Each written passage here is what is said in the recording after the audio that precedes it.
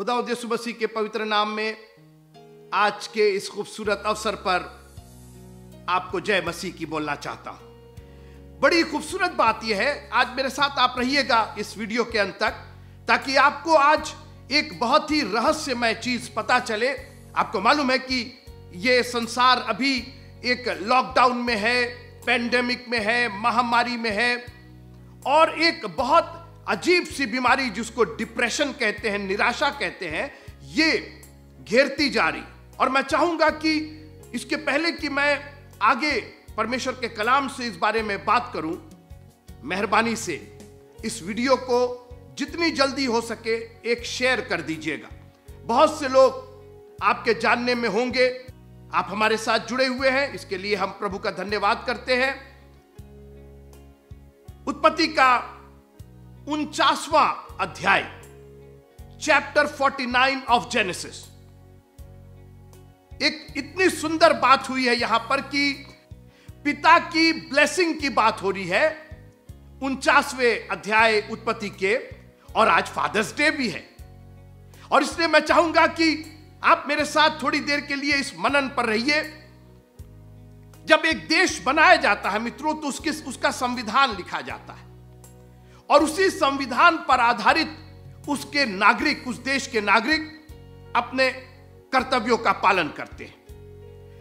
याकूब की जो ये आशीष है, वो आगे आने वाली पीढ़ी, आप मत समझिए कि ओ पता नहीं किस पीढ़ी के बारे में बात हो रही, नहीं नहीं, हम हैं उसके आगे आने वाली जो पीढ़ी है ना, हम और आप हैं मित्रों। आज इस पीढ़ी के लिए, 2020 की पीढ़ी के लिए, मेरे और आपके लिए याकूब ने हजारों साल पहले एक संविधान लिखा। यह आशीष सिर्फ आशीष नहीं है, it's a constitution of the kingdom of God. हम दुआ करते हैं, राज्य की बात करते हैं, ऐ हमारे बाप तू जो आसमान में है, तेरा नाम पवित्र माना जाए, तेरा राज्य आए। किस किंगडम की बात हो रही है? एक ऐसा किंगडम जो एक संविधान पर आधारित है, एक आशीष पर आधारित है। और मुझे पूरी उम्मीद है कि आपने अपनी बाइबलें निकाल रखी होंगी जब आप मेरे साथ इसका अध्ययन कर रहे हैं। मैं बार बार कहता हूं मित्रों कि बाइबल के अध्ययन को बहुत हल्के में मत लीजिएगा। इस वक्त सारे काम छोड़ करके, मुझे मालूम है ऑनलाइन चल रहा है, तो कोई यहां होगा, कोई वहां होगा, कोई क्या कर रहा होगा। इस वक्त मेहरबानी से, मैं नहीं देख रहा हूं और मुझे देखना भी नहीं है, लेकिन कलाम जिसका है वो तो बहुत माइन्यूटली, बहुत सूक्ष्मता से आपको देख रहा है कि आप कितना उस पर ध्यान कर रहे हैं। और इसलिए मेहरबानी से खुदा को हाजिर नाजिर जान करके मेहरबानी से इस कलाम के पास बैठ जाइए, अपनी बाइबलों को खोल लीजिए। थोड़ी देर की बात है, 15, 20, 25 मिनट की बात है, आप मेरे साथ रहिए और उसके बाद हम आपसे विदा लेंगे। उत्पत्ति का 49वां अध्याय, अभी आपने नीति वचन उसका 4था अध्याय 1 से 4 पढ़ा। पिता ने कहा मेरी शिक्षा को पकड़े रहे, मेरी शिक्षा को सुन। और यहां याकूब अपने 12 पुत्रों पर, आपने 12 पुत्रों के नाम भी सुने, 12 पुत्रों को आशीष दे रहा है। और एकाएक पूरा चैप्टर गद्य से बदल करके पद्य में शामिल हो गया। अब ये पोयम हो गया, अभी तक प्रोज था, अब ये पोयम हो गया, एक कविता के रूप में। और पवित्र आत्मा की प्रेरणा से अब मेरे साथ रहिए। बहुत सारी बातें याकूब ने जो इसमें कही, वो उसके उन पुत्रों पर जो उसके पुत्र थे उन पर लागू ही नहीं हुई। गजब बात है। यह कैसी बात कि पिता ने पुत्रों को आशीष दिया। आप मेरे साथ रहिए। मैं यही कहना चाहता हूं कि यह एक संविधान था, 12 पुत्रों को उसने एड्रेस जरूर किया था, उसने अपने उन 12 पुत्रों का नाम लिया था, मगर वास्तव में वो आगे जो 12 गोत्र होने वाले थे, जिसकी आशीषें मैं और आप भी प्राप्त कर रहे हैं आज, उन आशीषों की चर्चा किया है इसने। याकूब इस्राएल ने पवित्र आत्मा की सामर्थ में होकर के जो अपने पुत्रों को आशीष दी, वो केवल उसके उन 12 पुत्रों तक नहीं रुकी, केवल उनके जीवन काल के लिए नहीं थी मित्रों, वो आशीष आज 2020 में हमारे और आपके काम आ रही, क्योंकि वो उस राज्य का जिसका अंत नहीं होगा, उसका एक तरीके से संविधान है, उसी पर आधारित उसने आशीष दी। अब मैं एक और बात जोड़ना चाहता हूं, उसने ना सिर्फ आशीष दी बल्कि उसने एक भविष्यवाणी कर दी, एक रोड मैप तैयार कर दिया। ध्यान से सुनिएगा, क्योंकि यही आपका आशीर्वाद, यही आपका दिया हुआ की दी हुई आशीष, आपकी ब्लेसिंग जो आप अपने बच्चों को दे रहे हैं, यह भविष्यवाणी के रूप में परिवर्तित हो जाएगी। It will turn into a prophecy. और याकूब ने अपने 12 पुत्रों को आशीर्वाद के साथ साथ एक भविष्यवाणी की, और जैसा मैंने कहा कि वो भविष्यवाणी उनके जीवन काल में तो पूरी नहीं हुई बहुतों के, लेकिन आज भी वो भविष्यवाणियां हमारा मार्गदर्शन कर रही। और मैं 2-4 बातें भविष्यवाणी पर बता करके आपसे विदा लेना चाहूंगा। सबसे पहली बात, भविष्यवाणी आपको डिप्रेशन से निकाल करके, निराशा से निकाल करके आशा में पहुंचाती है। और आज हमारी प्रॉब्लम यह है कि आज जो भविष्यवाणियों को सिद्ध करता है, फिर से सुनिएगा, भविष्यवाणियां तो बहुत लोग करते, लोग तोतों से भविष्य निकलवाते, हाथ देख करके भविष्य, लेकिन कोई उसका सिद्ध करने वाला, कोई उसको एस्टैब्लिश करने वाला नहीं है। But the prophecies that is given in the name of the Lord, जो भविष्यवाणियां प्रभु में दी गई हैं, वचन में दी गई, ईश्वर के वचन में है, यही हमारे लिए पूरा होंगी।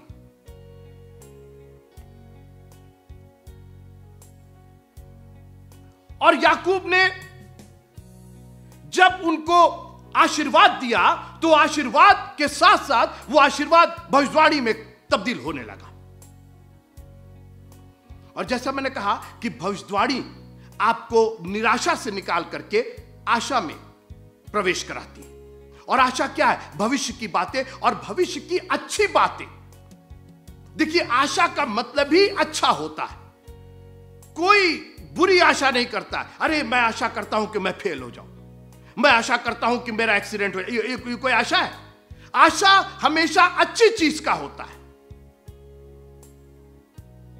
और भविष्यवाणियां रोड मैप आपको देती है, आपको किस रास्ते से जाना है, आपको तैयार करती है उस भविष्य की आशा के लिए।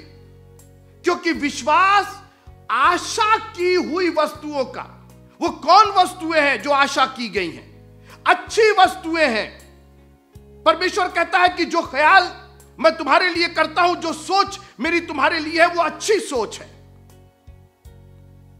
और यही हमको आशा देती है। मित्रों, आज मैं नौजवानों को चैलेंज करना चाहता हूं। परमेश्वर के वचन में, इसकी भविष्यवाणियों में आप चलेंगे तो कभी निराशा में नहीं रहेंगे, आपको हमेशा एक आशा मिलती जाएगी।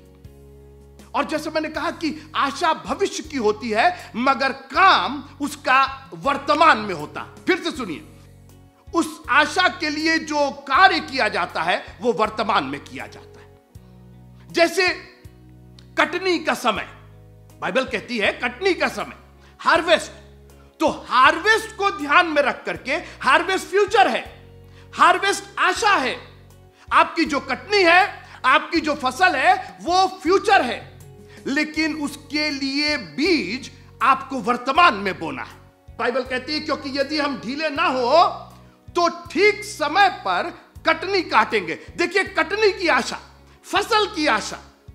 और आज हमारी प्रॉब्लम यह है कि आज हमने दुनिया में आशा लगा रखी है, मगर उसको तस्दीक करने वाला, स्टैब्लिश करने वाला, उसको पूर्ण करने वाला कोई है ही नहीं। और जब हम वहां पहुंचते हैं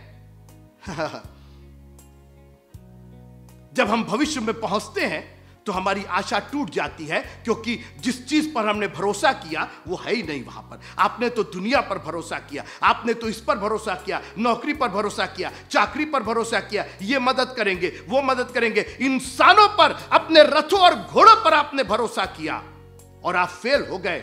और क्या हुआ? निराशा ने आपको घेर लिया। अगर आप प्रभु के वचन की भविष्यवाणी में, हमें एक पुत्र दिया गया, प्रभुता उसके कांधों पर होगी। देखिए, कब से वो भविष्यवाणी की गई थी, और उसी आशा में, ओ प्रभु तेरा धन्यवाद हो। एक दिन उसी आशा ने हमें प्रभु यीशु मसीह संसार में ला करके दिया। जब आप अपने आशीर्वाद को, अपनी आशीषों को भविष्यवाणी मान करके चलते हैं, भविष्य की आशा मान करके चलते हैं, वो एक के बाद एक पूरी होती चली जाती है। एक और बात मैं आपसे कहना चाहता हूं कि भविष्यवाणियां ना सिर्फ आपकी आशा पूरी करने के लिए है, बल्कि आपको गलत बातों से, आपको परमेश्वर से बैर रखने में, फिर मैं वहीं आ रहा हूं, बैर रखने में बचाती है। जब भविष्यवाणी रहती है जो परमेश्वर का कलाम है, तो आप परमेश्वर से और भी प्यार करने लगते हैं और बैर नहीं होता उससे। निनवे को जब योना को भेजा गया तो योना ने जाके प्रचार किया, एक भविष्यवाणी बताई, मन नहीं फिराओगे परमेश्वर नाश करेगा। और क्या हुआ? लोगों ने टाट बिछा करके, राख लगा करके पछतावा किया और परमेश्वर ने माफ कर दिया। योना को भविष्यवाणी के बारे में पता नहीं था कि भविष्यवाणी आपको गलत करने से, परमेश्वर के कोप से बचाती है। मित्रों,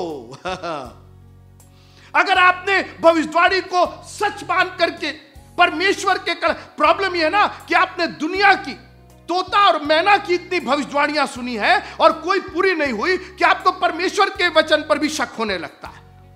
और योना ने कहा, प्रभु आपने तो कहा था कि आप निनवे को नाश करेंगे। आप प्रभु ने कहा, बाबा नाश करेंगे, ये भविष्यवाणी थी, मगर वो भविष्यवाणी इनके मन फिराने से चेंज हो गई। हम तो चाहते ही हैं कि सब मनुष्यों का उद्धार हो, हम कहां किसी को नाश करना चाहते हैं।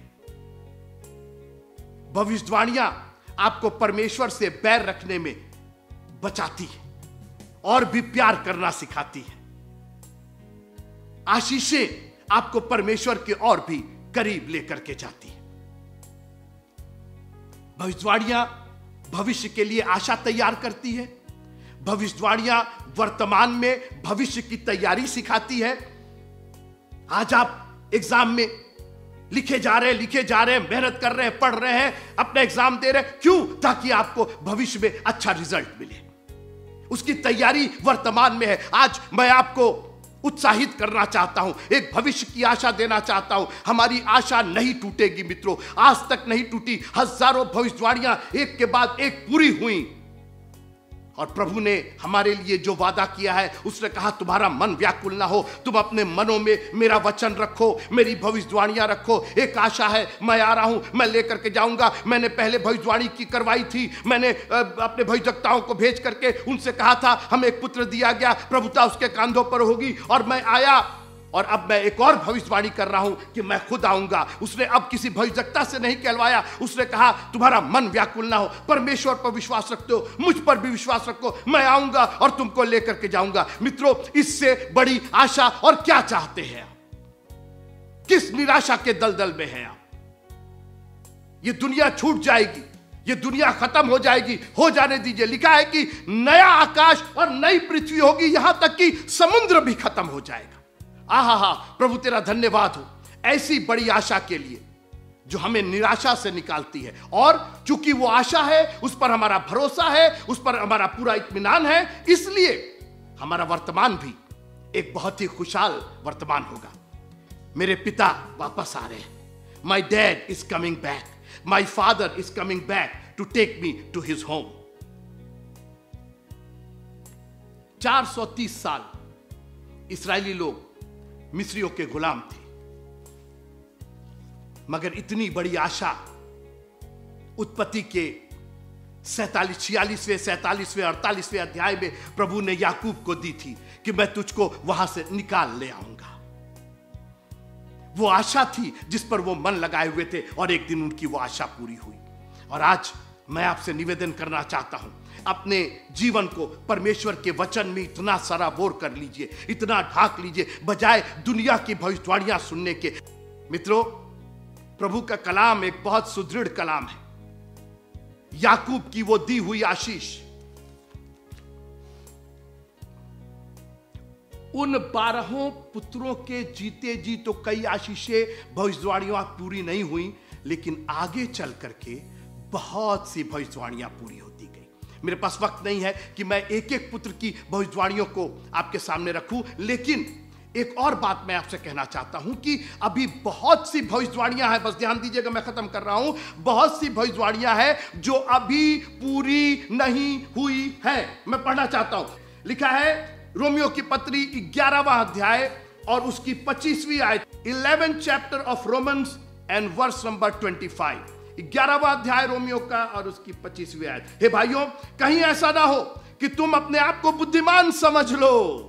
इसलिए मैं नहीं चाहता कि तुम इस भेद से अनजान रहो कि जब तक अन्य जातियां पूरी रीत से प्रवेश ना कर लें, तब तक इस्राएल का एक भाग ऐसा ही कठोर रहेगा। 26वीं आयत, और इस रीत से सारा इस्राएल उद्धार पाएगा, जैसा लिखा है कि छुड़ाने वाला सियोन से आएगा और अभक्ति को याकूब से दूर करेगा। एक मिनट, याकूब का मतलब उसके जो बच्चे थे, 12 बच्चे, तो वो तो कब का जी, लेकिन उनके खानदान आज तक चल रहे हैं। हम लोग भी इब्राहिम की आशीष याकूब में, यीशु मसीह में होकर के पा रहे हैं। याकूब से उस अभक्ति को, उस बैर को दूर करेगा। आज भी वो आशीषें पूरी, देखिए कुछ आशीषें पूरी हो गई हैं, कुछ पूरी हो रही हैं और कुछ पूरी होने वाली है। कैसी निराशा, कैसा डिप्रेशन। हम तो आशीषों के कैरियर हैं, हम तो उसको ले करके ढो रहे हैं। और ये मैंने दावा किया है और मैंने निश्चय किया है कि ये आशीष पापा से मेरे तक पहुंची और मेरी आशीष, अब मैं पापा हो गया हूं, ये आशीष मेरे सन को भी जाए, मेरे बेटे को भी जाए। और मैं आपको भी चैलेंज करता हूं, अपने बेटे और बेटियों को एक आशीष के साथ जिंदगी में आगे बढ़ाइएगा। वो पढ़ लिख करके क्या बने क्या ना बने, एक आशीष उनको दीजिएगा जरूर कि प्रभु तुम्हारे साथ रहे। इब्राहिम या इसहाक, याकूब की आशीष, यूसुफ की आशीष, यहूदा की आशीष तुम्हारे साथ बनी रहे। प्रभु यीशु मसीह का प्यार, उसका अनुग्रह, उसकी शांति तुम पर बनी रहे। जिंदगी में कभी निराश नहीं होगे, आशा तुम्हारे साथ रहेगी और वो आशा कभी नहीं टूटेगी। प्रभु आप सबको बहुत आशीष दे। जय मसीह।